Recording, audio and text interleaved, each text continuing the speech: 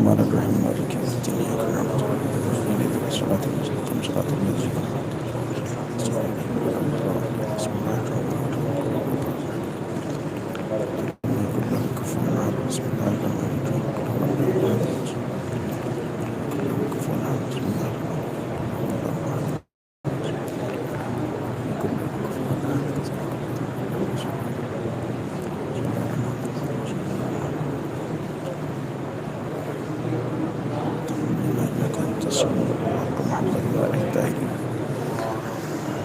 اعوذ باللہ السمیع العلیم من الشیطان اللعین الرجیم حسبنا اللہ ونعم الوکیل نعم المولا ونعم النصیر بسم اللہ الرحمن الرحیم الحمد للہ الذی ہدانا لہذا وما كنا لنهتدي لولا ان هدانا اللہ لقد جاءت رسل ربنا بالحق والصلاة والسلام والتحیۃ والاکرام علی اشرف الانبیاء والمرسلین مولانا و مولا الکونین جد الحسن والحسین ابی القاسم محمد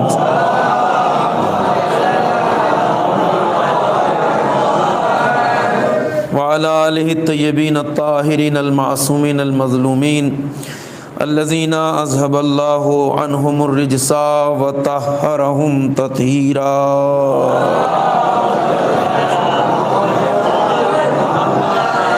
ولعنۃ اللہ الدائمۃ الباقیۃ الابدیۃ علی اعدائہم وقاتلیہم وغاصبی حقوقہم اجمعین من الآن الی قیام یوم الدین اما بعد فقد قال ابو عبد اللہ الحسین علیہ السلام انی لم اخرج اشرا ولا بطرا ولا ظالما ولا مفسدا انما خرجت لطلب الاصلاح فی امت جدی اريد ان آمر بالمعروف وانہا عن المنکر وان اسیر بسیرت جدی و ابی صلوات پڑھیں بر محمد.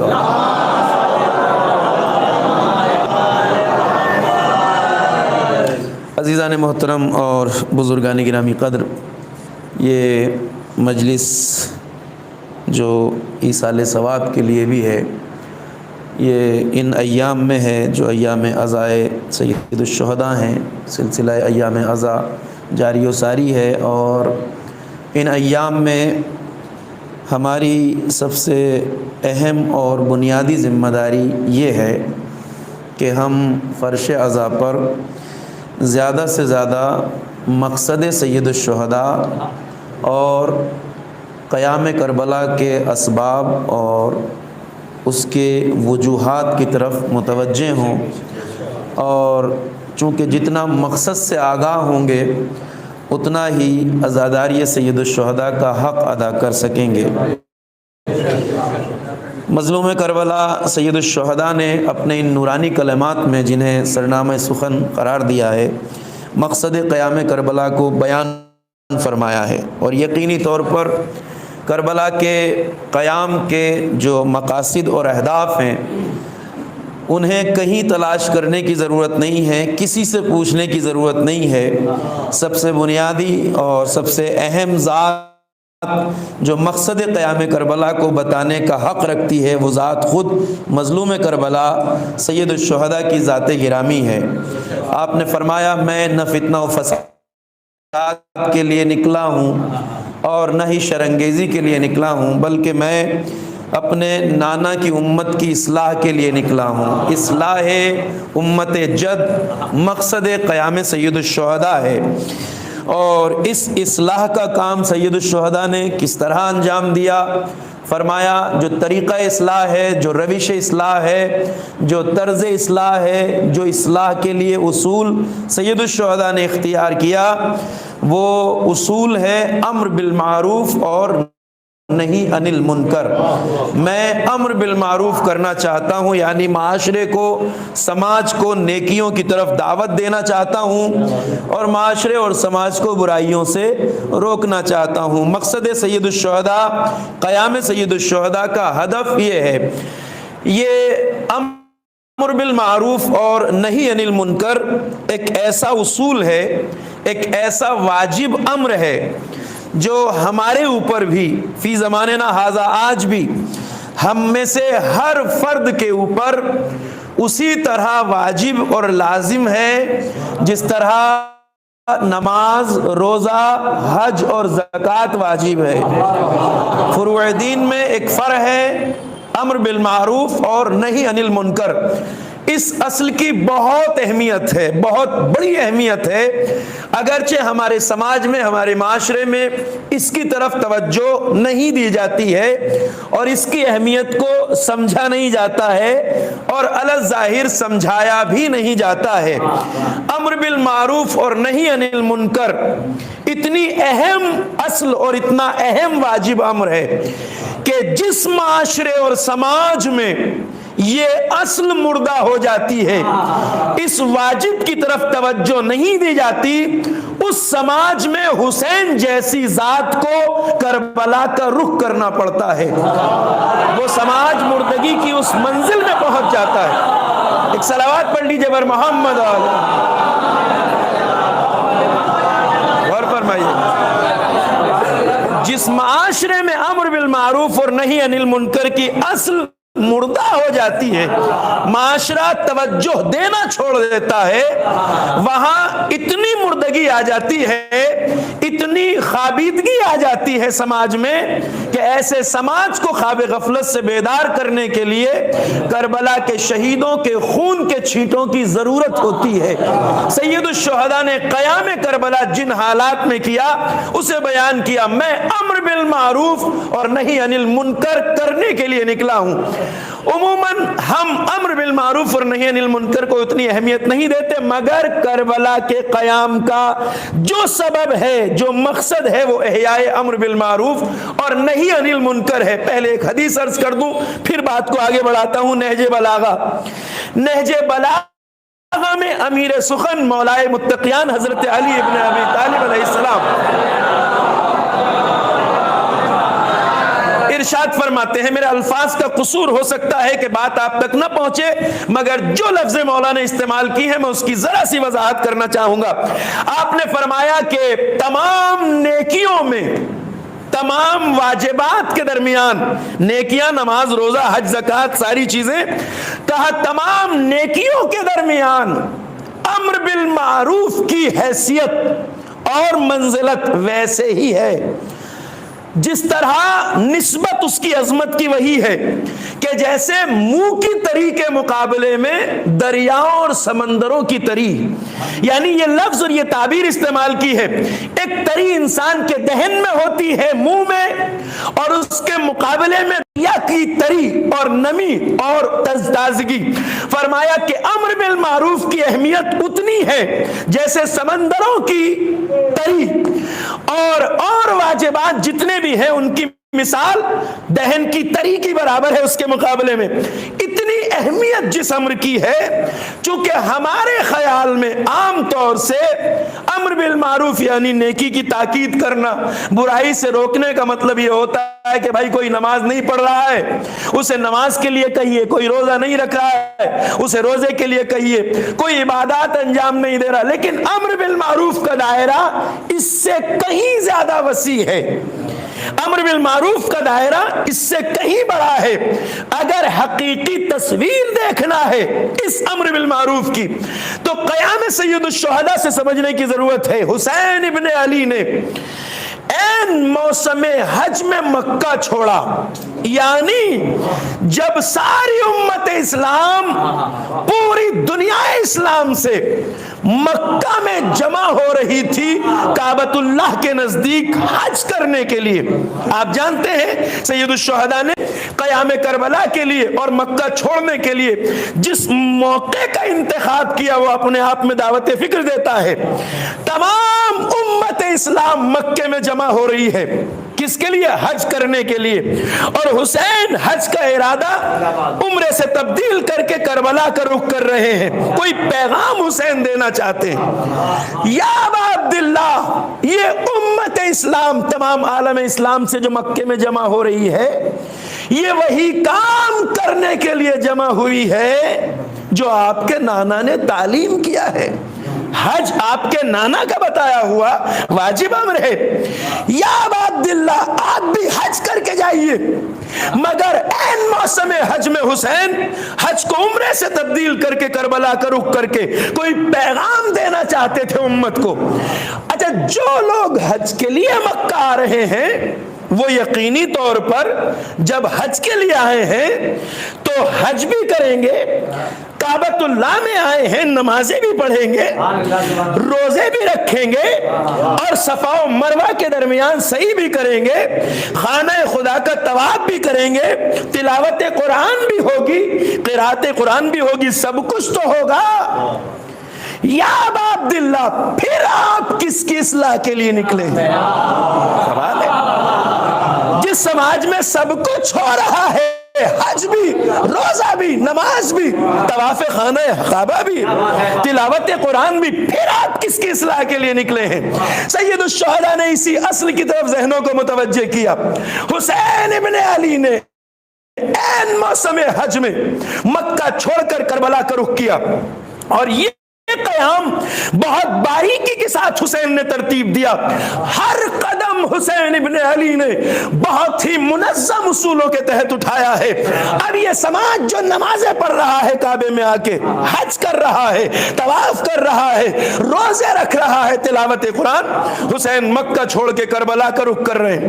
حسین امت کو یہی بتانا چاہتے تھے کہ اصول امر بالمعروف اور نہی عن المنکر کو معمولی بس سمجھو۔ نماز روزے کے حکم کا نام صرف امر بالمعروف نہیں ہے۔ وہ معاشرہ جس میں نماز بھی ہو رہی ہو، حج بھی ہو رہا ہو، روزہ بھی رکھا جا رہا ہو، اگر اس سماج میں ظلم کے خلاف بولنے کی ہمت باقی نہ رہے تو ایسے سماج کا حج نہیں، نماز نہیں، روزہ نہیں، تلاوت قرآن نہیں۔ صلوات پڑھیے بر محمد علیہ۔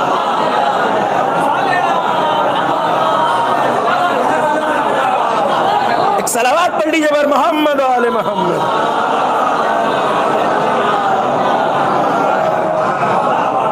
سب کچھ تھا مگر اس سماج اور معاشرے میں ظلم کے خلاف، برائی کے خلاف، کثافت کاری کے خلاف آواز اٹھانے کی ہمت نہیں تھی۔ نماز پڑھ رہے تھے، روزہ رکھ رہے تھے، حج کر رہے تھے، مگر یزید جیسا بدکار مسند خلافت اسلامی پر بیٹھ گیا تھا اور کوئی آواز اٹھانے کے لیے تیار نہیں تھا۔ کربلا اس امر بالمعروف کے لیے، امر بالمعروف کو حقیقی معنی اگر کسی نے دیے ہیں تو قیام سید الشہداء نے دیے۔ جب سماج مردگی کی طرف چلا جائے، جب معاشرہ مردگی کی طرف چلا جائے، جب عزت کی جگہ ذلت لے لے، جب ناحق کی جگہ حق کی جگہ ناحق لے لے، جب انسانی شرف کو کچلا جا رہا ہو، جب عزت انسانی کو پامال کیا جا رہا ہو، تو اس سماج کی نماز کی کوئی اہمیت نہیں ہے، روزے کی کوئی اہمیت نہیں ہے۔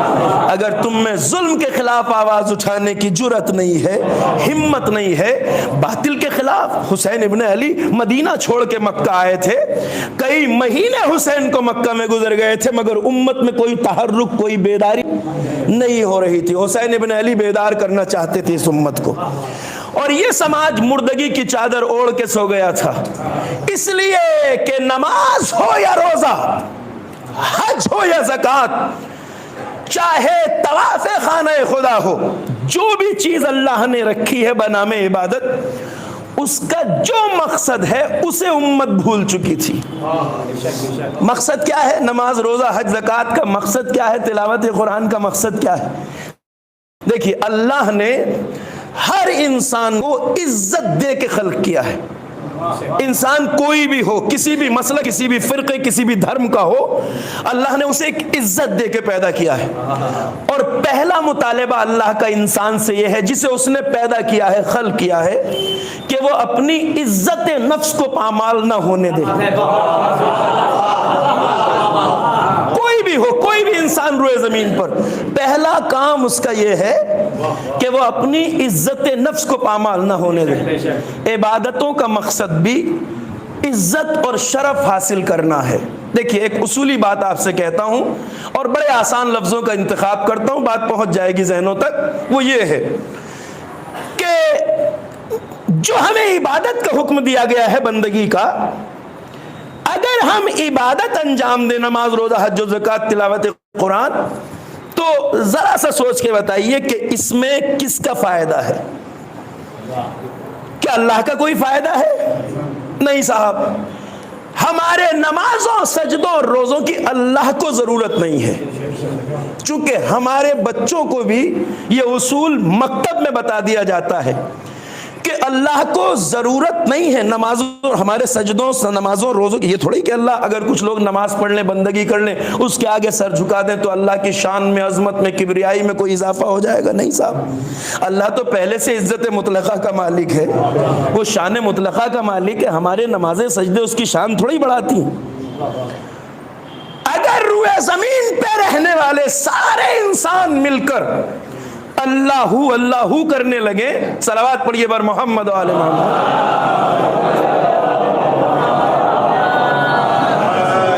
توجہات ادھر مبذول رہے. اگر سب اللہ کا نام لینے لگے تو اس کی شان میں، اس کی عزت میں، اس کی عظمت میں، اس کی کبریائی میں، اس کی بزرگی میں اضافہ تھوڑی ہو جائے گا. وہ تو پہلے سے عزت مطلقہ کا مالک ہے.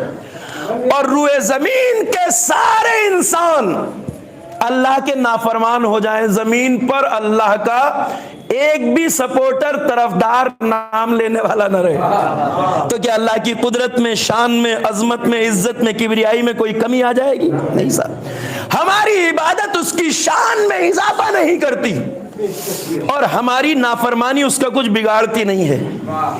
اسی لیے کہا گیا ہے کہ عبادت ایسی چیز ہے جس کا فائدہ یا جس کی ضرورت اللہ کو نہیں ہے. کیوں نہیں ہے اللہ کو ضرورت؟ اس لیے کہ ضرورت جہاں ہوگا، لفظ ضرورت جہاں پایا جائے گا وہاں احتیاج پائی جائے گی، اور جہاں احتیاج پائی جائے وہاں انسان محتاج ہوتا ہے، اور جو محتاج ہو وہ خدا ہو نہیں سکتا. جس کے یہاں لفظ ضرورت پایا جائے وہ خدا نہیں ہو سکتا صاحب. ضرورت کا لفظ اللہ کے یہاں نہیں پایا جاتا. ایک صلوات پڑھیے بر محمد و آل محمد. میں عرض کرتا ہوں آپ کی خدمت میں، تو اللہ کے یہاں لفظ ضرورت نہیں پایا جاتا. اس نے پھر بندگی کا حکم کیوں دیا؟ اللہ کو تو ضرورت نہیں ہے چونکہ وہ محتاج نہیں ہے. ضرورت اس کے یہاں پائی جاتی ہے جس کے یہاں احتیاج اور محتاج ہو. جو اللہ قادر مطلق ہے، وہ آواز دے گا کہ میرے بندے، جس دن تو صلوات پڑھ لیجیے بر محمد و آل محمد، جس دن تو راز بندگی کو سمجھ لے گا تو جان لے گا کہ ہم نے عبادت کو اپنے لیے نہیں رکھا ہے، عبادت کی ضرورت ہمیں نہیں ہے، عبادت کی ضرورت تمہیں ہے تاکہ تم خود کو پہچان سکو. یہ سر جو انسان سجدے میں رکھتا ہے اللہ کی بارگاہ میں، سر جو سجدے میں ہم رکھتے ہیں، اسی سر میں اللہ نے اسی پیشانی کے نزدیک ہمارے ذہن کو رکھا ہے، دماغ کو رکھا ہے، جس سے متعلق ہے عقل. عقل کو اللہ نے پیشانی میں رکھا ہے، شعور اور معرفت کی جگہ. رب کریم یہ بتانا چاہتا ہے کہ دیکھ میرے بندے، ہم تجھے صاحب عزت دیکھنا چاہتے ہیں. جب ہماری بارگاہ میں سجدے میں سر رکھو، تو جب سر سجدے میں رکھو تو ذہن میں یہ بات راسخ کر لو، اپنے ذہن میں یہ بات راسخ کر لو کہ کائنات میں بس ایک ذات ہے جس کے آگے تمہارا سر جھکنا چاہیے. کائنات میں اکیلی ایک ذات ہے جس کے آگے تمہارا سر جھکنا چاہیے، اور بس جب اس کی بارگاہ سے سر اٹھے تو اتنے سر بلند ہو جاؤ، اتنے سر بلند ہو جاؤ کہ سر نو کے نیزہ پہ جائے تو جائے. صلوات پڑھیں بر محمد و آل محمد.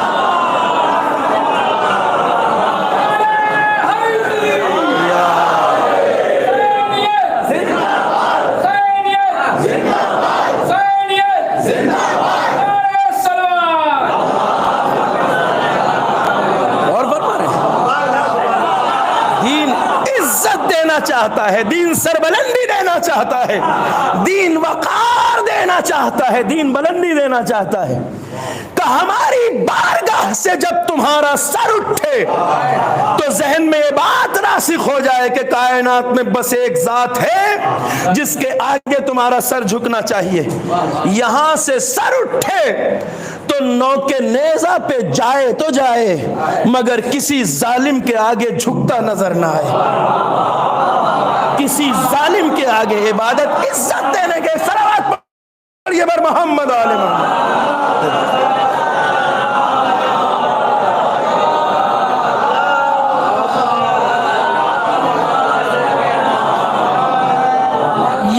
یہی وجہ ہے، یہی سبب ہے عزیزوں، یہی سبب ہے کہ کتاب کربلا کے پہلے ورق پر جو سبق حسین کا لکھا ہوا ہے، دیکھیے دنیا کا کوئی بھی انسان جب کربلا سے آشنا ہوتا ہے، مکتب حسینی سے آشنا ہوتا ہے، واقعہ کربلا سے، اسے پہلا سبق کیا سکھایا جاتا ہے؟ کتاب کربلا کے پہلے ورق پر جو حسین ابن علی نے تحریر کیا ہے وہ ایک ہی جملہ ہے، اور وہ ہے عزت کی موت ذلت کی زندگی سے بہتر ہے۔ کہا یا نہیں کہا حسین علی نے؟ عزت کی موت ذلت کی زندگی سے بہتر ہے، یعنی کربلا کا پہلا سبق عزت کی زندگی ہے، عزت آمیز زندگی، سر بلندی انسان کو حاصل کرنا چاہیے۔ کربلا کا پہلا سبق عزت آمیز زندگی ہے، اور اسی عزت کے مفہوم کو کربلا نے بیان کیا، کیونکہ حسین ابن علی کربلا میں جس دوراہے پہ کھڑے تھے وہ دوراہا آپ نے بیان کیا ہے واضح لفظوں میں، اور یہ آپ نے سن رکھی ہیں یہ جملات سید الشہداء کے، فرمایا الا ان الدعی ابن الدعی قد رکزنی بین اثنتین بین السلۃ والذلہ وہیہات من نزلہ۔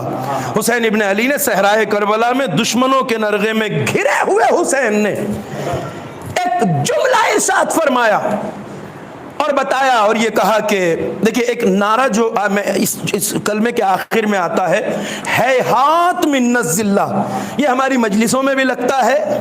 حریت پسند جتنی بھی تنظیمیں ہیں اس وقت دنیا بھر میں جو یزیدیت کے خلاف میدان میں کھڑی ہیں، ان کا یہی سلوگن ہے، یہی نعرہ ہے ہیہات من الذلہ۔ یہ آج کا نعرہ نہیں ہے، یہ کربلا کا نعرہ ہے، بنیادی طور پر یہ حسین ابن علی کا نعرہ ہے۔ الا ان الدعی ابن الدعی، آگاہ ہو جاؤ، جان لو کہ اس ناتحقیق ابن ناتحقیق نے، ابن زیاد نے مجھے ایک دوراہے پہ کھڑا کر دیا۔ حسین ابن علی نے کربلا سے آواز دی الا ان الدعی ابن الدعی، اس ناتحقیق ابن ناتحقیق نے مجھے ایک دوراہے پہ کھڑا کر دیا ہے، بین السلۃ والذلہ، ایک راستہ عزت سے گلا کٹانے کی طرف جاتا ہے اور دوسرا راستہ ذلت کی زندگی کی طرف جاتا ہے، اور حسین ابن علی نے اس دو راہے پہ کھڑے ہو کر اپنا فیصلہ سنایا، اپنا فیصلہ سنایا۔ ہیہات من الذلہ، لفظی ترجمہ اس کا یہ ہے کہ ہم وہ ہیں کہ ذلت جن سے بہت دور ہے۔ اللہ اکبر، ایک صلوات پڑھیے محمد آل محمد۔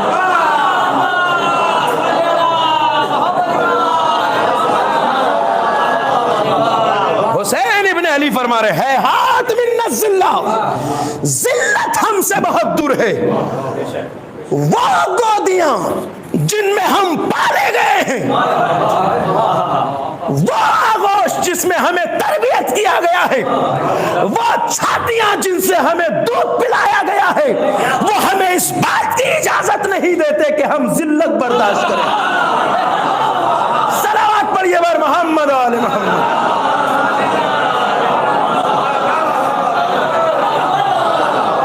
حسین ابن علی یہی اس دو راہے پہ کھڑے ہیں، ہیہات من الذلہ، ہم بلا کٹا سکتے ہیں مگر ذلت کا گوارا نہیں کر سکتے۔ کتاب کربلا کا پہلا سبق عزت کی زندگی ہے۔ حسین ابن علی اسی راز عزت کو اسلامی سماج میں بیدار کرنا چاہتے ہیں، جسے وہ حاجی بھول بیٹھے تھے، جسے وہ نمازی بھول بیٹھے تھے جو طواف خانہ حق کے لیے آ رہے تھے۔ حسین نے اس راز عزت کو زندہ کیا اور حسین ابن علی نے واضح لفظوں میں بتایا۔ اچھا، ایک بات کی طرف آپ کے ذہنوں کو متوجہ کروں کہ مجلس میں آنے کے لیے وہ شرائط نہیں رکھے گئے جو مسجد میں آنے کے لیے ہیں۔ اس کی وجہ یہ ہے کہ ہمارا پہلا اور بنیادی ایک فریضہ یہ تھا کہ ہم پوری دنیا کے انسانوں کو مجلس عزا کے فرش سے جوڑتے، چونکہ یہاں اب یہ عزا خانہ ہی آپ لے لیجئے، یہ کس کی بنیاد رکھی ہوئی ہے؟ ایک عاشق حسین جس کے دل میں عشق سید الشہداء تھا، یہ حسین کے نام کی طاقت ہے۔ اگر ہم نے یہ کام کرنے کی کوشش کی ہوتی تو ہم بہت کامیاب ہو سکتے تھے۔ اگر ہم دنیا کو فرش عزا سے جوڑتے اور مقصد حسین کو عام کرتے تو ہم کربلا کا بہت بڑا حق ادا کر سکتے تھے، کیونکہ حسین ابن علی کے نام میں کشش ایسی ہے، طاقت ایسی ہے کہ حسین کا نام لے کے آپ فرش بچھا دیجئے اور بس لوگوں کو پتہ چل جائے حسین کی مجلس ہے۔ یہاں نہ انویٹیشن دینے کی ضرورت، نہ دعوت نامہ، نہ گھر پہ جا کے دعوت دینے کی ضرورت، نہ ہاتھ پکڑ کے لانے کی ضرورت۔ یہاں تو ہر انسان کھچا چلا آتا ہے۔ جن کی ذمہ داری لوگوں کو فرش عزا سے جوڑنا تھی، کہیں نہ کہیں ہم نے یہ کوتاہی کی ہے کہ جوڑنا تو دور کی بات، جو کل تک آتے تھے وہ بھی آج نہیں آتے۔ کہیں لمحہ فکریہ ہے ہمارے لیے، تفریح طلبی نے، واہ واہ کے مزاج نے کچھ ایسا کیا ہے کہ ہم نے مقصد سید الشہداء کو آگے نہیں بڑھایا۔ مکتب حسینی میں بڑی جان ہے، بڑی طاقت ہے۔ اگر دنیا کے کسی بھی انسان سے آپ پوچھئے، حسین ابن علی کا احسان کسی طبقے، کسی فرقے، کسی مسلک، کسی مکتب پہ نہیں ہے، حسین کا احسان ساری انسانیت پر ہے۔ اسی لیے حسین ابن علی کا تعلق ساری انسانیت سے ہے، کسی مکتب اور فرقے سے نہیں ہے۔ حسین کی اس فرش عزا کو اوپن درسگاہ رکھا گیا تھا۔ اگر ہم لوگوں کو اس فرش عزا سے جوڑنا چاہتے اور جوڑتے اور اس کام کو کرتے تو آسان تھا ہمارے لیے، کیونکہ حسین کا پہلا سبق عزت کی زندگی ہے۔ اچھا صاحب، عزت وہ چیز ہے جو ہر انسان کی فطری خواہش کا نام، اس میں قوم، قبیلے، مذہب کی تو کوئی شرط نہیں ہے نا۔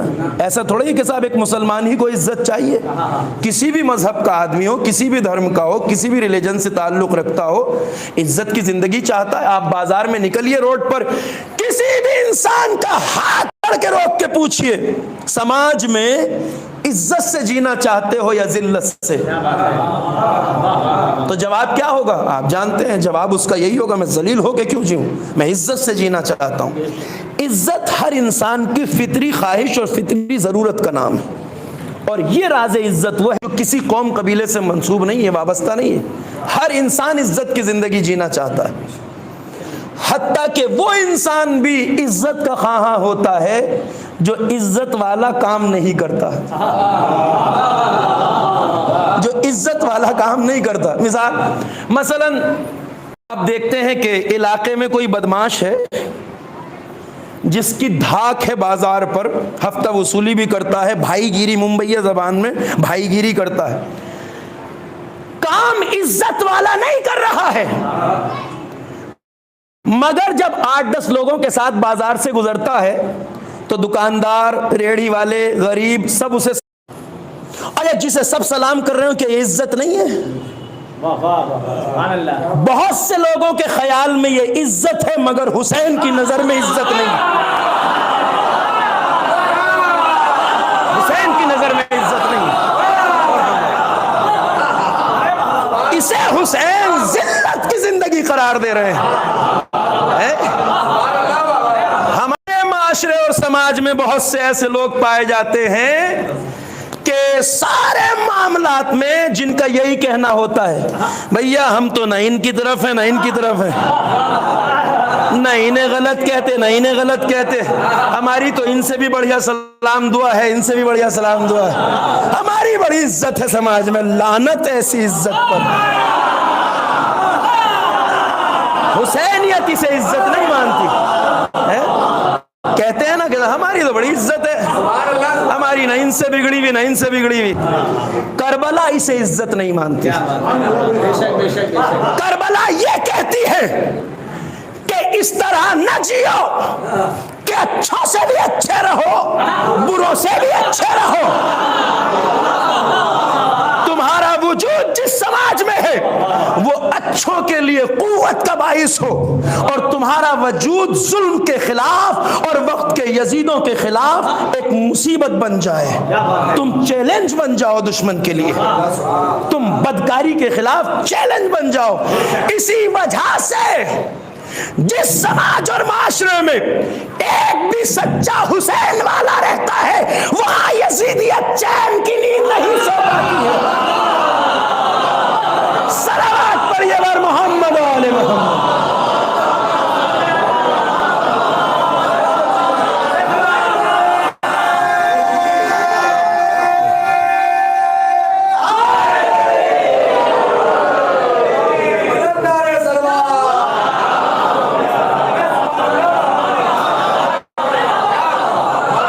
حسینی وہ ہے جس کا وجود ظالموں کے لیے چیلنج ہو، جس کے ہوتے ہوئے یزیدیت چین کی نیند نہ سو سکے. حسینی وہ ہے. تو یہ فلسفہ حیات حسین کی نظر میں عزت نہیں ہے کہ اچھے بھی سلام کریں برے بھی سلام کریں، سب سے بڑھیا رہو، کسی کے خلاف کچھ نہ بولو. نہیں، باطل کے خلاف آواز اٹھاؤ. یہ پیغام ہے حسین ابن علی کا. اچھا عزیزوں، ذرا سا ایک بات سن لیجئے گا، مزاجوں پہ بار نہ ہو، صرف اصلاح کے لیے عرض کر رہا ہوں، کوئی طنز نہیں ہے، سوچنے کا ایک زاویہ.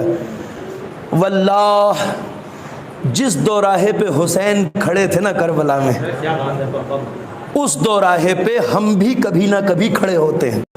یہ ہر انسان کی زندگی میں آتا ہے یہ دورہ، چونکہ کربلا ماضی نہیں ہے، کربلا ہر دور میں جاری ہے، ہر انسان منزل امتحان میں ہے. جس دوراہے پہ حسین کھڑے تھے اس دوراہے پہ کبھی کبھی ہم بھی کھڑے ہوتے ہیں. اور جب ہمارے سامنے یہ دوراہا آئے تو فرش عزا کا پہلا فریضہ یہ ہے کہ ہم حسین کے اعلان کو یاد رکھیں، وہی فیصلہ کریں جو حسین نے کیا تھا. وہ فیصلہ کیا ہے؟ ہاتھ منت ذلہ، ہم ذلت کا سودا نہیں کر سکتے. یہ دوراہا ہمارے سامنے آتا ہے. دیکھیے، جتنا بڑا کردار اتنی بڑی آزمائش.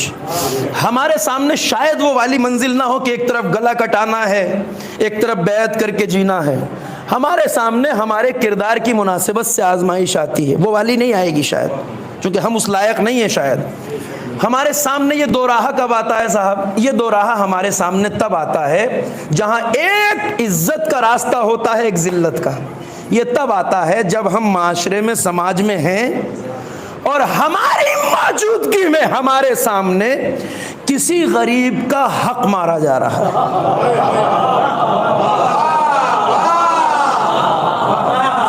کسی کمزور کو بتایا جا رہا ہے، کسی بیوہ کا حق چھینا جا رہا ہے، کسی کمزور کے پلاٹ پہ قبضہ کیا جا رہا ہے، کسی مظلوم کو کوئی طاقتور ستا رہا ہے. ہم دیکھ رہے ہیں. یہ ہمارے لیے وہی دوراہا ہے جہاں ایک راستہ عزت کا ہے ایک ذلت کا ہے. عزت کا راستہ یہ ہے کہ ہم ظلم کو ظلم کہیں، مظلوم کی طرفداری کریں، اور ذلت کا راستہ یہ ہے کہ یہ کہہ کر گھر میں جا کے بیٹھ جائیں کہ بھائی ان کے خلاف کون بولے، یہ تو بڑے پاورفل لوگ ہیں، ہم سے کیا لینا دینا. جیسا بھی برادر نے فرمایا، ہم سے کیا لینا دینا. یا یہ کہے کہ بھائی ان سے کیوں بگاڑے، ان کی تو بڑے نیتاؤں تک رسائی ہے، پولیس پرشاسن میں ان کی بڑی چلتی ہے، ہم ان سے کیوں بگاڑے. عزت یہ ہے کہ ظلم کے خلاف آواز اٹھاؤ، مظلوم کی حمایت کرو. ذلت یہ ہے کہ چپ چاپ گھر میں جا کے بیٹھ جاؤ. جب بھی زندگی میں یہ دوراہا آئے، اگر کربلائی ہیں ہم تو تو فیصلہ وہی لیں گے جو حسین نے لیا. ذلت کا سودا نہیں کرے گا کربلائی. سخت بات ہے, اس لیے مزاجوں پہ بار نہ ہو. میں نے اسی لیے پہلے ہی عرض کر دیا کہ مزاجوں پہ بار نہ ہو, مگر فرش ازا. دیکھیں یہ کوئی ایسی تفریح کی جگہ تھوڑی آئے جس میں کچھ دیر بیٹھے اٹھ کے چلے گئے, رسم ادا کی, کام ہو گیا, بات ختم ہو گئی. مجلس ازا ذمہ داریوں کو سیکھنے کے لیے, فرش ازا حسینی کردار سیکھنے کے لیے. یہ کوئی رسم و رواج کی ادائیگی, بھائی بتایا جاتا ہے مجلس ازا کوئی رسم و رواج کی ادائیگی تھوڑی ہے, ایسا نہیں ہے. ہاں یہی وجہ ہے کہ اگر ہم اصولوں کو سمجھے, کربلا کو سمجھے, تعلیم کربلا کو سمجھے, فرش ازا کو, تو پھر ہمارے انتخاب میں, ہمارے چناؤ میں, ہر چیز میں ہمیں مقصد حسینی یاد رہے. مگر ہمارا بھی طریقہ کم و بیش وہی ہے, اور آنے والے بھی وہی کرتے ہیں. بھائی ہم جب کسی خطیب کو چنتے ہیں, انتخاب کرتے ہیں, تو بحث یہی تو ہوتی ہے کیسی پڑھتے ہیں صاحب, چھت وت اڑا سکتے ہیں یا نہیں. اگر ہاں ہے تو بلاتے ہیں, نہیں تو بھائی کہتے ہیں بھائی یہ رہنے دو یار, اگر تبلیغ پڑھتے ہیں تو رہنے دو, ہے تو بڑا معاملہ گڑبڑ ہو جائے گا. تو جو ہم سوچتے ہیں, جو ہم فیصلہ کرتے ہیں, ویسا ہی آنے والا کرتا. بلکہ آنے والے تو یہاں تک کرتے ہیں کہ جب کوئی خطیب کسی نئی بستی یا گاؤں دیہات میں جاتا ہے, تو تجربہ میں دیکھا ہوا ہے یہ, کہ وہ کسی ریش سفید بزرگ کو کونے میں لے جاتا ہے اور پوچھتا ہے چچا یہاں آپ کے یہاں کیا چلتا ہے. ہوتا ہے نا بھائی, آپ کی بستی میں کیا چلتا ہے, جو چلتا ہے وہ چلا کے چلا جاؤں. یہی تو ہوتا ہے نا مقصد پوچھنے کا. اسے خود نہیں معلوم کہ منبر پہ آنے کا اس کا داری اور فریضہ کیا ہے. انصاف سے بتائیے نا, اسی لیے تو پوچھتا ہے نا کہ جو آپ کے ہاں چلتا ہے وہ چلا کے چلا جاؤں. یعنی خود اس کو نہیں معلوم کہ مجھے منبر سے کیا فریضہ انجام دینا. عزیزوں, جو اپنی ذمہ داری اور فریضہ بھی آ کے گاؤں کے کسی چچا سے پوچھے, وہ قوم کی قیادت کس طرح کر سکتا ہے. صلوات پڑھیے بر محمد و آل محمد.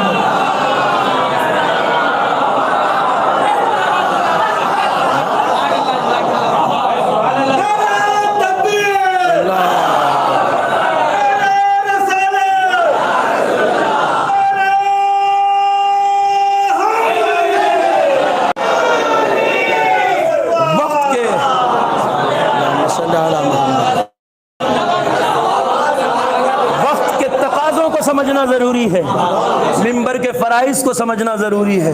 دین آواز دے رہا ہے, کربلا آج بھی جاری ہے, معرکہ حق و باطل آج بھی جاری ہے. حسین ابن علی جس دوراہے پہ کھڑے تھے ہم بھی کھڑے ہو سکتے.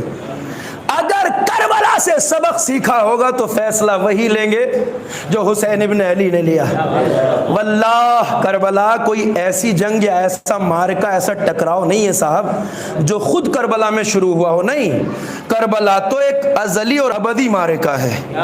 یہ حسینیت اور یزیدیت کا جو ٹکراؤ ہے یہ ازل سے جاری ہے, کربلا میں شروع نہیں ہوا. یہ ذرا توجہ دیجیے گا. دیکھیں میں بات کی وضاحت کر دوں, جب میں نے یہ بات کہہ دی ہے, کربلا ازلی اور ابدی مقابلہ ہے. یہ ٹکراؤ تو ازل سے جاری ہے, ابد تک جاری رہے گا.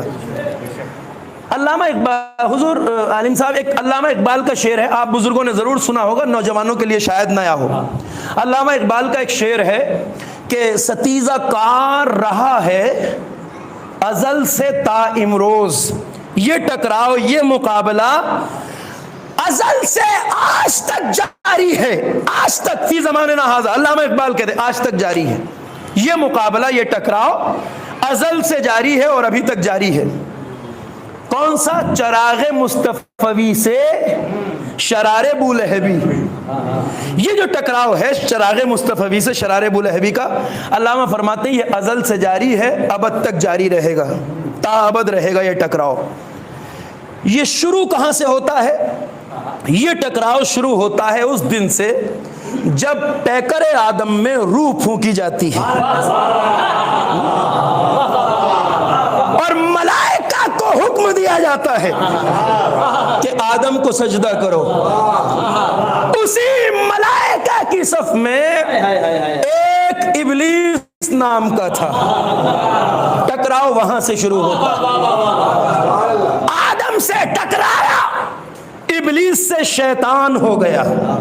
ٹکراؤ شروع ہوتا ہے وہاں سے. اس دن اسی ٹکراؤ کا نام آدمیت اور شیطنت کا ٹکراؤ تھا. حسینیت اور یزیدیت کا معرکہ جو کربلا تک آ گیا ہے وہ اس دن اسی ٹکراؤ کا نام آدمیت اور شیطنت کا مقابلہ تھا, ابلیسیت کا مقابلہ تھا. یہی مقابلہ اور ٹکراؤ جب اولاد آدم تک آیا تو اسی کو قابلیت اور حابیلیت کا ٹکراؤ کہا گیا. بافہم مجمع ہے, مجھے زیادہ الفاظ کی ضرورت نہیں ہے. بہت سے چہروں کو میں سالہ بعد دیکھ رہا ہوں مگر آپ سے اور آپ کی سماعتوں سے آشنا ہوں الحمدللہ. اولاد آدم میں یہی ٹکراؤ حابیلیت اور قابلیت کا ٹکراؤ کہلایا.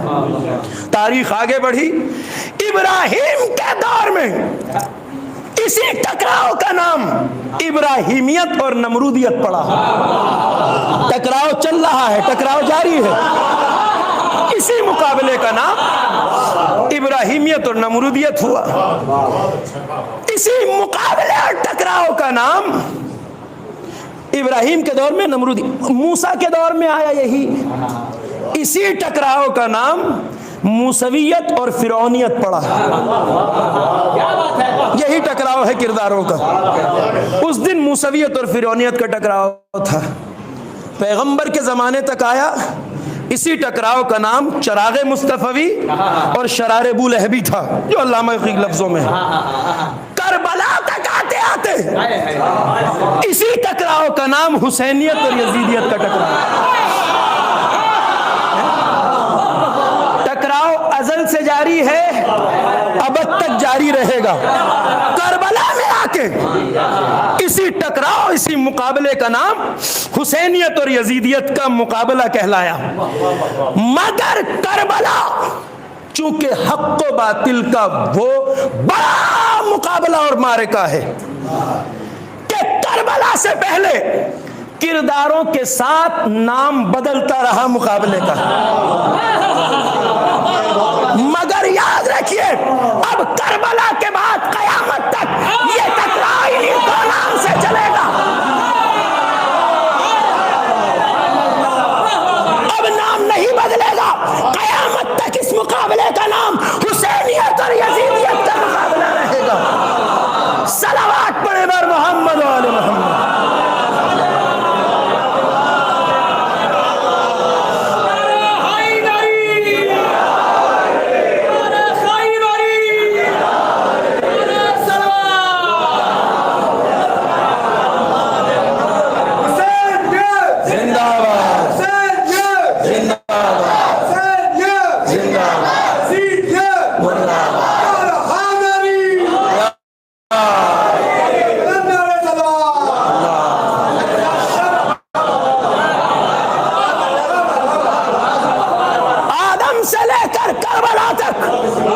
مقابلے میں کردار آتے گئے, نام بدلتا رہا. مگر کربلا سے اب لے کر قیامت تک اس مقابلے کا نام, اس ٹکراؤ کا نام دو. ایک طرف اب قیامت تک حسینیت کی صف ہوگی, ایک طرف یزیدیت کی صف ہوگی. اب دنیا کے انسانوں کو اختیار ہے. پہنچ گئے آپ بات تک. تیسرا پالا نہیں ہوگا. ایک حسینیت کا پالا, ایک یزیدیت کا پالا. اب انسانوں کا اختیار ہے, چاہے تو حسین کی صف میں آ جائے, چاہے تو یزیدی ہو جائے. صلوات پڑھیے بر محمد و آل محمد.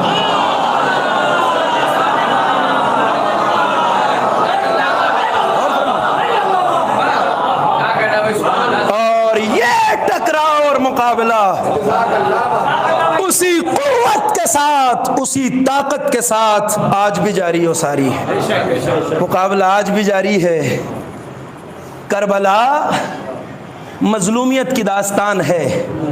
مگر ایک جملہ عرض کروں گا, صاحبان شعور موجود ہیں, کوئی جملہ کوئی بات آپ کے درمیان ضائع نہیں جاتی ہے, مجھے معلوم ہے. کربلا داستان مظلومیت کی ہے, واقعہ مظلومیت کا ہے, بے انتہا مظلومیت. مگر کربلا اس مظلومیت کا نام نہیں ہے جس میں کمزوری اور ضعف کا عنصر پایا جاتا ہے. ہائے ہائے، بات کو سمجھ لیا آپ نے. کمزوری والی مظلومیت نہیں ہے کربلا، وہ مظلومیت نہیں ہے جس میں کمزوری پائی جاتی ہو، جس میں ضعف پایا جاتا ہو. کربلا وہ مظلومیت ہے جو مردانگی کے ساتھ ہے، جو شجاعت کے ساتھ ہے، جو ہمت اور ولولے کے ساتھ ہے. مجبوری، کمزوری، ضعف نہیں ہے کربلا میں. آپ دیکھیے نا شہدائے کربلا میں تفصیل کی طرف نہیں جاؤں گا اس بات پر. شہدائے کربلا میں 3 دن کی پیاس میں بھی کوئی ایسا نہیں ہے جو میدان میں آ کے بس یوں ہی مارا گیا ہو. کربلا آپ کی نظر میں ہے. 13 سال کا قاسم بھی اگر میدان میں آیا 3 دن کی پیاس میں تو ایسی شجاعانہ جنگ کی ہے کہ ازرق شامی اس کے 7 بیٹوں کو واصل جہنم 3 دن کی پیاس میں 13 سال کا بچہ بھی اتنی مردانگی سے لڑتا ہے. ازرق سننے میں معمولی ہو سکتا ہے مگر عرب کا بڑا نامور بہادر تھا. جب عمر سعد نے کہا نا کہ اس 13 سال کے بچے پہ قابو نہیں پا رہا ہے، ازرق جا اس کا کام تمام کر. کہا عمر سعد سے کہا عمر ارے تو مجھ سے کہہ رہا ہے اس کے مقابلے 13 سال کا بچہ کہاں، میں اور ازرق شامی کہاں. غرور میں 70 سال کا یہ پہلوان عرب کا نامور تجربہ کار گرگ کے جہاں دیدہ کہ اس کے لیے میرے بیٹے کافی ہیں. ایک بیٹے کو بھیجا واصل جہنم ہو گیا، دوسرے کو بھیجا واصل جہنم ہو گیا. 7 بیٹے 3 دن کی پیاس میں. اور جب 7 بیٹے مارے گئے تو اب غصے کا کیا عالم ہوگا. انصافاً بڑا بہادر تھا، چونکہ حسین نے جب اس کو میدان میں آتے دیکھا تو دروازے خیمہ پہ آ کے کہا بھابھی ام فروا اپنے لال کی حفاظت کی دعا کرو، کیونکہ بڑا سورما تمہارے. میں نے یہ کہنا چاہا ہے آپ سے کہ 3 دن کی پیاس میں بھی جو میدان میں آئے یوں ہی نہیں مارا گیا. کربلا کمزوری والی مظلومیت نہیں. حسین میدان میں آئے، صبح سے جو لاشوں پہ لاشیں اٹھا رہا، زخموں سے جس کا بدن چور چور ہے، وہ مظلوم جس کے دل پہ اکبر کی شہادت کا غم ہے. عباس قاسم جو اپنی ہاتھوں پہ اپنے ننھے بچے کو گلا چھدنے کے بعد خیموں تک لایا ہو، اس نے بھی جب حسین نے میدان میں قدم رکھا تو یوں ہی نہیں مار دیے گئے. ایسا حملہ کیا حسین نے. آج حسین جنگ دکھا رہے تھے، شام فوجیں کوفے کی دیواروں سے ٹکرا رہی تھی. یہی موقع تھا جب حسین نے فرات کی طرف بھی دیکھا. کہا بھیا عباس ہمیشہ آقا کا صبر دیکھا تھا، جو عباس سے کہہ رہا ہو میری شجاعت دیکھو، اس کی شجاعت کا عالم کیا ہوگا. واللہ کوفہ نہیں، یزیدی فوجیں شام تک جاتی اگر ہاتف غیبی کی آواز نہ آ جائے. یا ایتھا النفس المطمئنہ ارجعی الی ربک راضیۃ مرضیہ. غلبہ نہیں پا سکتا تھا کوئی حسین پر. اللہ کی طرف سے آواز آئی، ہاتف حسین نے تلوار کو میان میں رکھا، تب بھاگی ہوئی فوجیں سمٹی. میں نے جو کہنا چاہا ہے وہ یہ ہے کہ کربلا شجاعانہ مظلومیت کا نام ہے. یہی وجہ ہے کہ عصر حاضر کی کربلا میں بھی معرکہ، مقابلہ، ٹکراؤ بالکل ویسا ہی ہے جیسا 61 ہجری کی کربلا میں تھا. میں ذرا جوان یہاں موجود ہیں، ان کی خاطر یہ بات کہہ رہا ہوں. عصر حاضر میں حسینیت اور یزیدیت کی صفوں پہ اگر آپ نظر ڈالیں تو یزیدیت کا پالا کتنا بڑا ہے. فرش عزا پہ آ کے ان بات باتوں کو ضرور سنا کریے، کیونکہ جس نے کربلا کو اپنے عصر حاضر سے نہ ملایا وہ کربلا سے وہ فائدہ حاصل نہیں کر سکتا جو کربلا کا اصل مقصد۔ میں ذمہ داری سے کہہ رہا ہوں، اس لیے جوانوں بیداری بہت ضروری ہے۔ غفلت موت ہے، بیداری زندگی ہے۔ آج ذرا نظر ڈالیے یزیدیت کا مارے کا پالا کتنا بڑا ہے اور حسینیوں کا پالا کتنا مختصر ہے۔ یزیدیت کے پالے میں اتنا بڑا ہے کہ اس پالے میں پورا یورپ ہے۔ کیا بات ہے!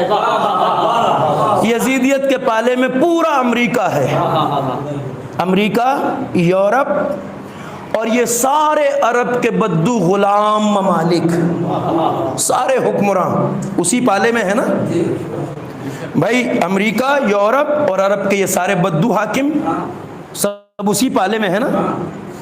یزیدیت کا پالا اتنا بڑا ہے اور حسین والے مٹھی بھر ہیں۔ آج بھی مقابلہ اگر آپ ریشو نکالیں گنتی کے لحاظ سے، جیسے 72 ایک طرف تھے اور لاکھوں ایک طرف کربلا میں، اسی طرح آج بھی حسین والے تعداد میں کم ہیں مقابلے میں اتنی بڑی دنیا۔ اور جب یہ مقابلہ چل رہا ہے تو یزیدیت میں دنیا کے بدترین سنگ دلوں کو میدان میں اتارا۔ داعش کی شکل میں جو سیاہ دل کوڑ مغز درندے سیریا اور عراق کی زمین پر اترے تھے، یہ کسی معمولی سازش کا حصہ نہیں تھا۔ میرے پاس اب وقت بھی نہیں ہے تفصیل کی طرف جاؤں، مگر عرض کروں آپ سے، دیکھیے جس خلافت اسلامی کا اعلان کیا گیا تھا، اسلامک اسٹیٹ کا، وہ خلافت اور حکومت کے لیے نہیں آئے تھے۔ آج بنانے اور بھیجنے والے خود اقرار کر رہے ہیں کہ ہم نے ان کو کس طرح بنایا، کس طرح بھیجا، مقصد کیا تھا۔ ایک کمال ہے کربلا والوں کا، کربلائی بصیرت رکھنے والوں کا، کہ جن کو دنیا بہت دیر میں پہچانتی ہے انہیں کربلا والے شروع میں پہچان لیتے ہیں۔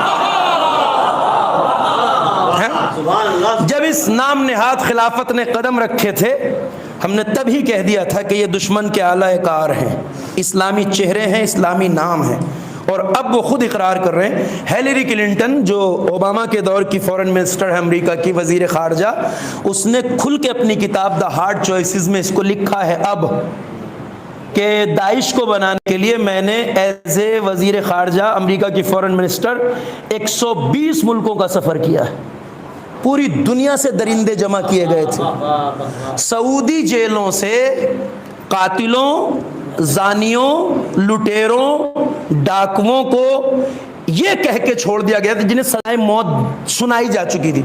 سعودی میں سزائے موت کیسے دی جاتی ہے آپ سب کو پتا ہے، گلا کاٹتے ہیں وہ سرے عام تلوار سے۔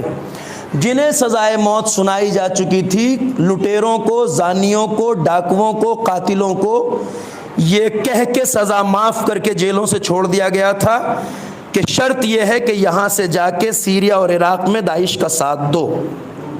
ایسے ایسے بے رحم درندے لائے گئے تھے جن کے دل میں رحم نام کی کوئی چیز نہ تھی۔ ان کے ہاتھ چھوٹے چھوٹے بچوں کو ذبح کرتے ہوئے نہیں کانپتے تھے۔ الیکٹرک آروں سے انسانوں کی گردنیں کاٹی گئی تھیں، وہ ویڈیوز دیکھ نہیں پاتے ہم جو یہاں ہوا۔ میں یہ کہنا چاہتا ہوں، پوری دنیا یزیدیت سمٹ کے آ گئی تھی سیریا اور عراق میں۔ امریکی ماڈرن ویپن انہیں دیے گئے تھے، جدید اسلحے۔ جاپان کی ٹویوٹا کمپنی کی ماڈرن جنگی گاڑیاں انہیں خرید دی گئی تھیں۔ سعودیہ کا پیٹرو ڈالر، کھربوں ڈالر ان کو دیا گیا تھا۔ سب ایک ساتھ مل گئے تھے، انہیں اتارا گیا تھا، 1-2 نہیں 30 سال کے لیے اتارا تھا انہیں۔ ان کا مقصد تھا پورے امت اسلام اور عالم اسلام کو اجاڑنا۔ جو حکومت کرنے آتا ہے وہ شہروں کو اجاڑتا نہیں، کیونکہ جب حکومت خود کرنا ہے تو اجاڑنے کی کیا ضرورت ہے۔ انہیں اجاڑنے کا ٹارگیٹ دیا گیا تھا، یہ جہاں سے گزرے انہوں نے شہروں کو تہس نہس کر دیا۔ اتنے بڑے مارکے میں حسینی کردار کو پہچانا دنیا نے۔ ایک طرف ساری دنیا یزیدیت سمٹ کے آ گئی تھی اور ایک طرف مٹھی بھر حسینی جیالے تھے۔ جب یہ درندے آئے جنہیں ہرانے کی ہمت ملکوں کی سرکاروں میں نہ تھی، ان درندوں کے مقابلے میں جب کربلائی عزم رکھنے والی یہ قوم کھڑی ہوئی تو مردانگی کی وہ تاریخ رقم کی. بیروت کے چوراہے سے اسی فرش عزا کی گود میں پلنے والے ایک جوان سید حسن نصر اللہ پوری دنیا کے میڈیا کو خطاب کر کے کہا, پوری دنیا کو, دیکھیے کربلا لشکروں کے مقابلے میں کرداروں کی جنگ ہے. پوری دنیا کو خطاب کر کے اس وقت کہا تھا, اس وقت یہ کہا تھا جب پوری دنیا یزیدیت سمٹ آئی تھی. کم تعداد والوں نے کیا کہا؟ سید حسن نصر اللہ نے کہا تھا میں دنیا کے مسلمانوں سے یہ نہیں کہتا کہ سیریا اور عراق میں تم ہماری مدد کرنے آؤ. مردانگی اسے کہتے ہیں. میں دنیا کے مسلمانوں سے یہ نہیں کہتا سیریا اور عراق میں تم ہماری مدد کرنے کے لیے آؤ, مگر ساری دنیا کے دہشت گردوں سے, قاتلوں سے, سنگ دل یزیدیوں سے یہ کہنا چاہوں گا کہ تم ساری دنیا سے آ کر سیریا اور عراق میں جمع ہو جاؤ. قسم خدا کی ہم تمہارا وہی حال کریں گے جو خیبر میں علی نے مرحم کیا.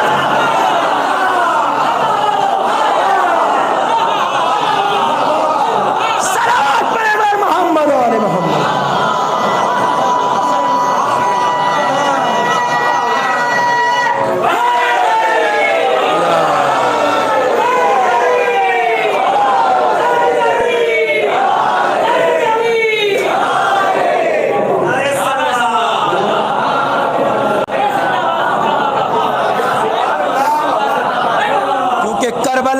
تعداد پہ نہیں قوت کردار پہ بھروسہ کرتی ہے. تم ساری دنیا سے اکٹھے ہو کر سیریا اور عراق میں جمع ہو جاؤ. قسم خدا کی تمہارا وہی حال کریں گے جو خیبر میں علی نے مرحب اور انتر کا کیا تھا.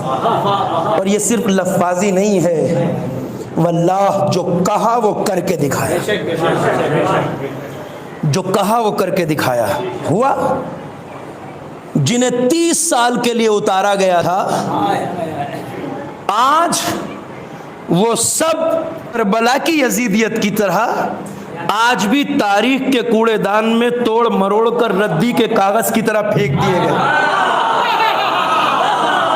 جو اتنے تمطراق سے آئے تھے, جو اتنے بڑے دعوے اور چیلنجز لے کے آئے تھے کہ آتے ہی 70% سیریا پہ قبضہ کر لیا تھا, 70% عراق پہ قبضہ کر لیا تھا, اب ان کا کہیں نام و نشان نہیں ملتا ہے. بھیجنے والے خود سر جوڑ کے بیٹھے ہیں کہ آخر ایسا کیوں ہوا. میں بات کو تمام کر رہا ہوں, آخر ایسا کیوں ہوا. 30 سال کے لیے انہیں پلان کیا گیا تھا کہ 30 سال تک تمہارے ہاتھ کھلے ہیں, اسلامی دنیا کو جتنا چاہو اجاڑو. جتنا شہروں, جن شہروں سے ان کا گزر ہوا ہے نا, رپورٹس بتاتی ہیں کہ ان شہروں کی ویسی رونق اگلے 50 سال تک واپس نہیں آ سکتی جتنے پر رونق شہروں کو انہوں نے اجاڑا ہے. میں نے کہا جو حکومت کرنے آتا ہے وہ شہروں کو اجاڑتا نہیں, اس لیے کہ بنانا پھر خود پڑے گا. 1000 سال پرانی مسجدوں کو ڈائنامائٹ سے اڑا دیا, اصحاب رسول کی قبروں کو اڑا دیا گیا تھا, یہ اجاڑنے آئے تھے. بھیجنے والے آج سر پکڑ کے بیٹھے ہیں. مقصد تو پوری دنیا اسلام کو اجاڑنا تھا, چونکہ کھلے عام اس خلیفہ نے کہا تھا کہ ہم ان قریب مکہ و مدینہ پہ قبضہ کر کے خانہ کعبہ کو بھی مسمار کر دیں گے. کہا تھا, یعنی یاد ہوگا آپ کو. ان کا ہدف سارے عالم اسلام کو اجاڑنا. آج سر جوڑ کے بیٹھے کہ جنہیں 30 سال کے لیے اتارا تھا وہ 3 سال بھی ٹک کیوں نہیں سکے. نتیجے کا اعلان بھی کیا. کہتے ہیں کہ ہم سے پہلی غلطی, بنیادی غلطی یہ ہوئی کہ پہلے ہی مرحلے میں ٹکراؤ اس قوم سے ہو گیا.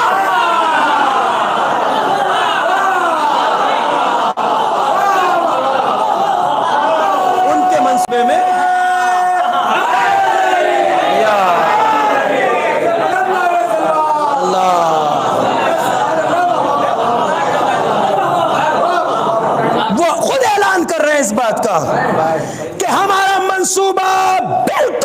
مکمل تھا، پلان بالکل پرفیکٹ تھا، مگر غلطی یہ ہوئی کہ پہلے ہی مرحلے میں مقابلہ اس قوم سے ہو گیا جو جینا بھی کربلا سے سیکھتی ہے، مرنا بھی کربلا سے سیکھتی ہے۔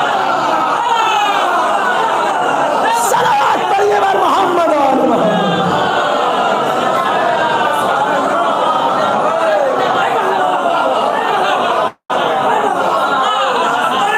میرے یا حسین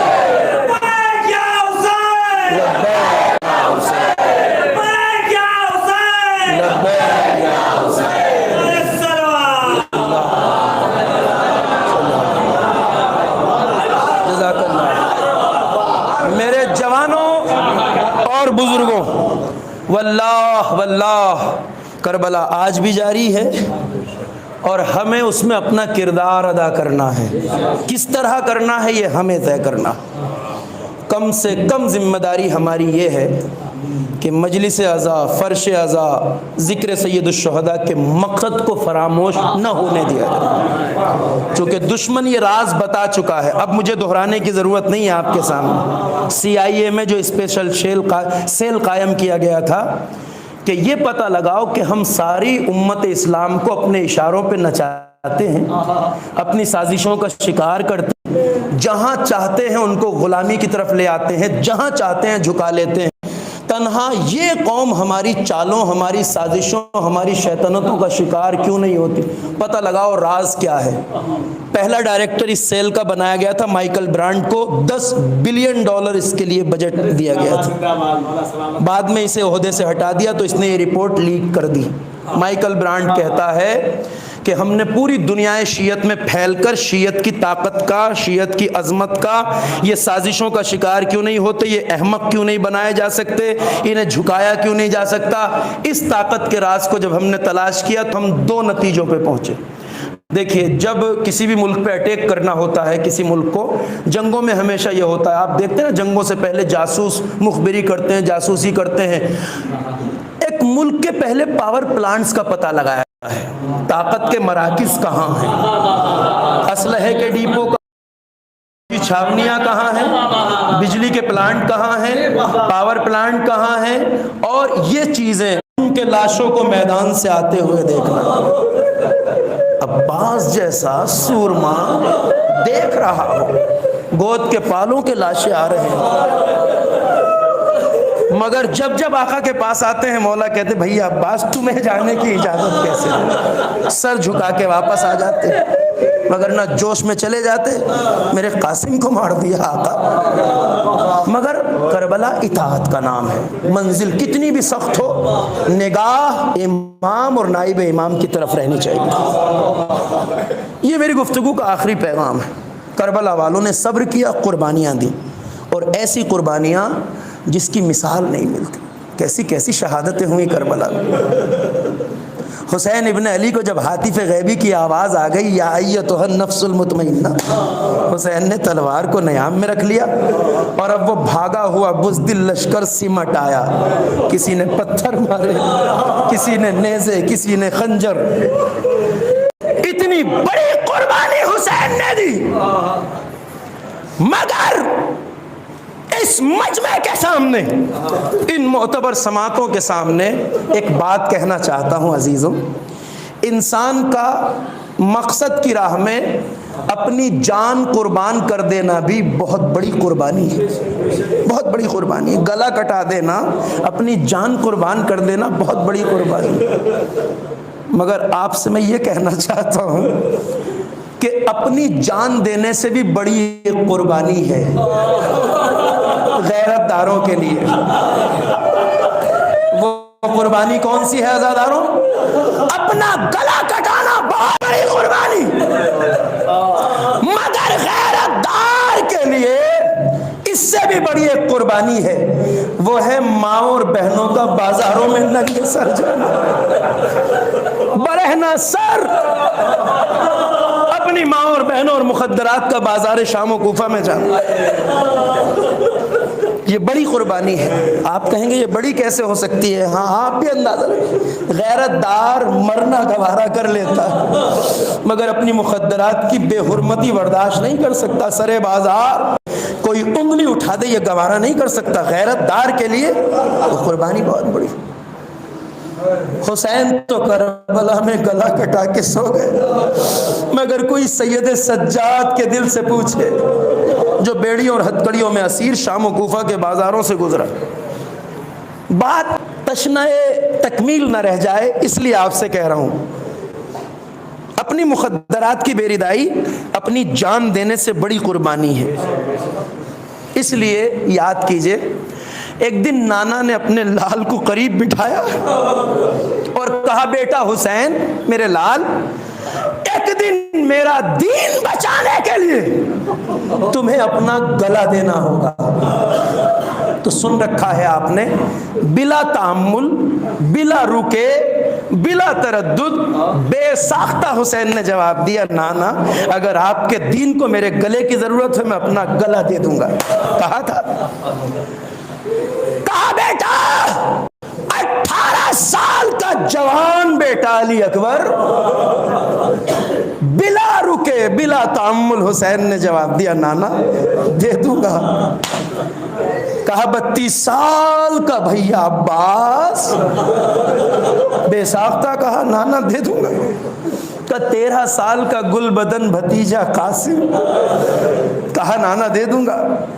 کہا 6 مہینے کا شیر خوار۔ سب کے لیے حسین بلا تعمل بلا رکے جواب دے نانا دے دوں گا۔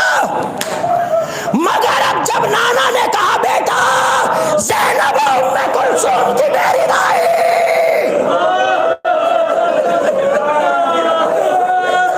تو آپ کو پتا ہے بے ساختہ نہیں کہہ سکے، سر جھکا لیا۔ اگر یہ قربانی بڑی نہ ہوتی تو سر نہ جھکاتے، سر جھکا لیا حسین نے۔ پھر سر اٹھا کے پوچھا نانا کہ میری بہنوں کی بیردائی کے بغیر دین نہ بچے گا؟ کہا نہیں میرے لال۔ کہا اچھا نانا ٹھیک ہے، حسین یہ قربانی بھی دے گا۔ شہادت سے پہلے تصور نے جس حسین کو تأمل پہ مجبور کر دیا ہو، ایک لمحہ سوچنے پہ مجبور کر دیا ہو، ذرا سوچو اس منظر کو سید سجاد نے کس طرح دیکھا۔ شام و کوفہ کے بازار، میرا بے کس امام شام و کوفہ کے بازاروں سے، روایتیں کہتی ہیں بیڑیوں اور ہتکڑیوں میں اسیر سید سجاد نے کسی بھی بازار میں سر اوپر نہیں اٹھایا۔ وہ سر اٹھائے بھی کیسے جس کی پھپھیاں مائیں بہنیں سر ننگے پشت ناقہ پہ بیٹھی ہوں، جس کے عزیزوں کے سر نو کے نیزہ پہ ہوں۔ کربلا میں شام و کوفہ کے بازار میں سید سجاد کے دل پہ کیا گزری اس کا کوئی اندازہ نہیں لگا سکتا۔ ہاں جب میرے مولا سے کبھی باد کربلا پوچھا گیا مولا سب سے زیادہ مصیبتیں کہاں پڑی، تو کربلا کا نام نہیں لیتے تھے۔ جہاں شہادتوں پہ شہادتیں ہوئیں بس پلٹ کے اتنا ہی کہتے تھے، الشام الشام الشام۔ میر انیس کے لفظوں میں عابد سے جب وطن میں کسی نے کیا کلام، گزرے قلق زیادہ کہاں تم پہ یا امام، فرمایا رو کے آپ نے الشام شام شام، کیوں سر ننگے میرا کنبہ تھا اور گرد خاصام بیوہ کو دیکھ دیکھ ادو شاد ہوتے تھے، ارے بابا کا سر بھی روتا تھا اور ہم بھی روتے تھے۔ یہ بے کسی ہے سید سجاد کی۔ میرا مولا کربلا کے بعد 40 سال رویا اور کبھی کربلا کے پیاسوں کو یاد کر کے رویا۔ پانی سامنے آتا ہے تو کربلا والوں کی پیاس یاد آ جاتی ہے، کھانا سامنے آتا ہے تو کربلا والوں کی تشنگی بھوک یاد آ جاتی ہے۔ بازار سے گزرتے تھے تو روایتیں کہتی ہیں قصاب کٹے ہوئے گوشت پر پردہ ڈال دیتے تھے کہ کٹے ہوئے جانوروں کی گردنیں دیکھ کے حسین کے لال کو کربلا یاد نہ آ جائے۔ سید سجاد روئے، روایت مجلس تمام ہے، جب کوئی موقع ہے سید سجاد کو کربلا یاد آ جاتی تھی۔ پانی دیکھ کر روایتیں کہتی ہیں اتنا روتے تھے، کبھی کبھی اتنا روتے تھے کہ اتنے آنسو پانی میں گرتے تھے کہ پانی خالص نہیں رہ جاتا تھا، مضاف ہو جاتا تھا۔ بیت الشرف کے قریب سے ایک چاہنے والا گزر رہا ہے، پر نالے سے گرتا ہوا پانی اس کے کچھ قطرے لباس پہ گرتے ہیں۔ آ کے امام کا دق الباب کرتا ہے، کنیز دروازہ کھولتی ہے، سوالیہ نگاہوں سے دیکھتی ہے تو کہتا ہے کنیز خدا کوئی خاص بات نہیں ہے، بس اتنا پوچھنا ہے کہ میرا لباس نماز کا ہے، یہ پانی جو چھت سے بالا خانے کے پرنالے سے گر رہا ہے یہ پاک ہے نا؟ لفظوں کا استعمال بڑے احتیاط سے کیا، مگر کنیز نے جب اسے سنا تو تڑپ اٹھی، کہا منہال کیا سوچ رہے ہو؟ یہ پانی صرف پانی نہیں ہے، یہ وہ پانی ہے جس میں تیرے امام کے آنسو ملے، جب سے وضو کے لیے پانی لے جا کے دیا ہے۔ امام پانی کو دیکھتے جاتے ہیں روتے جاتے ہیں، پانی کو دیکھتے جاتے ہیں روتے جاتے ہیں، اتنے آنسو پانی میں گرے ہیں کہ پانی مضاف ہو گیا ہے۔ کیا تصور کر رہا ہے؟ چاہنے والا تڑپ اٹھا۔ آپ جیسے چاہنے والے ہوتے وہ بھی یہی کرتے جو منہال نے کیا، کہا اے کنیز خدا ذرا امام سے اجازت لو، میں مولا کی خدمت میں حاضر ہونا چاہتا ہوں۔ اجازت ملی، آیا بالا خانے پر، وہاں جہاں میرا مظلوم امام پانی کو دیکھتا جاتا ہے روتا جاتا ہے، آنسو بہہ رہے ہیں۔ امام کو روتے دیکھا، چاہنے والا خود بھی رونے لگا، مگر اب اپنے مولا کو تسلی دینا چاہتا ہے، سنبھل کے لفظوں کا استعمال کرتا ہے، کہتا ہے آقا مدتیں بیت گئی، مولا زمانہ بیت گیا، مولا اب صبر کیجئے، کتنا روئیے گا، بس مجلس تمام ہو جائے گی، ازادہ حق پرسہ ادا ہو جائے۔ امام نے چاہنے والے کی طرف دیکھا، کہا منہال تم نے انصاف نہیں کیا، کہتے ہو کتنا روئیے گا، منہال یوسف یعقوب کا ایک یوسف نظروں سے بس اوجھل ہوا تھا، قرآن کہتا ہے اتنا روئے آنکھیں سفید ہو گئی۔ منہال سچ بتاؤ اسے کتنا رونا چاہیے جس کے 18 یوسف ایک دوپہر میں کربلا میں مار دیے گئے، جس کے 18 یوسف ایک دوپہر میں قتل کر دیے گئے۔ امام یہ کہہ کے رونے لگے، چاہنے والا بھی رونے لگا، پھر بڑی اچھی بات سوچی مولا کو تسلی دینے کے لیے، بہت اچھی بات سوچی، کہا مولا یہ حقیقت ہے کہ آپ کے گھرانے کے 18 یوسف کربلا میں ذبح کر دیے گئے، آپ کا گھر کربلا میں اجڑ گیا، مولا مگر یہ سوچ کے صبر کر لیجئے کہ شہادت آپ کے گھرانے کی میراث ہے۔ مجلس تمام ہوئی عزادارو، شہادت آپ کے گھرانے کی میراث ہے۔ امام نے چاہنے والے کو غور سے دیکھا، کہاں تو صحیح کہتا ہے، تیری یہ بات میرے دل کو سکون دے سکتی ہے، مگر انصاف سے بتا شہادت گھرانے کی میراث، مگر ماں بہنوں کو ننگے سر بازاروں میں پھرانا یہ بھی ہمارے محمد کی میراث ہے۔ میری پھپھیاں ننگے سر تھیں، منادی آواز دے رہا تھا، وَسَيَعْلَمُ الَّذِينَ ظَلَمُوا أَيَّ مُنْقَلَبٍ يَنْقَلِبُونَ إِنَّا لِلَّهِ وَإِنَّا إِلَيْهِ راجعون۔ الہی بحق زہرا و ابیہا و بعلہا و بنیہا و السر المستودع فیہا رب کریم تجھے واسطہ تیری عظمت و جلالت کا ہمارے ذکر عبادت کو قبول فرما، پروردگار بندگی و اطاعت کی توفیق عطا فرما، گناہوں سے اجتناب کی توفیق عطا فرما۔ رب کریم ہمارے دلوں میں عشق و محبت و معرفت اہل بیت کو زیادہ سے زیادہ فرما، پروردگار مقامات مقدسہ کی حفاظت فرما، وہاں حفاظت کر رہے نوجوانوں کے عزم و حوصلے اور ہمتوں میں اضافہ فرما، پروردگار پرچم اسلام کو سربلندی عطا فرما۔ رب کریم علماء اعلام اور مراجع کرام کا سایہ ہمارے سروں پہ برقرار رہے، پروردگار جن مرحومین کے ایصال ثواب کے لیے مجلس برپا کی گئی ہے ان کے درجات کو عالی و متعالی فرما، اعلی علیین میں انہیں جوار شہدائے کربلا نصیب فرما۔ پروردگار منتقم خون حسین صاحب زمانہ حضرت حجت کے ظہور میں تعجیل فرما، ہمیں اس لائق بنا کہ ہم اپنے امام کے ناصرین میں شامل ہو سکیں۔ آپ حضرات سے ایک بار پھر گزارش ہے، ایک بار سورہ حمد اور 3 بار سورہ اخلاص کی تلاوت فرما کر مرحومین کی ارواح کو ایصال ثواب فرما۔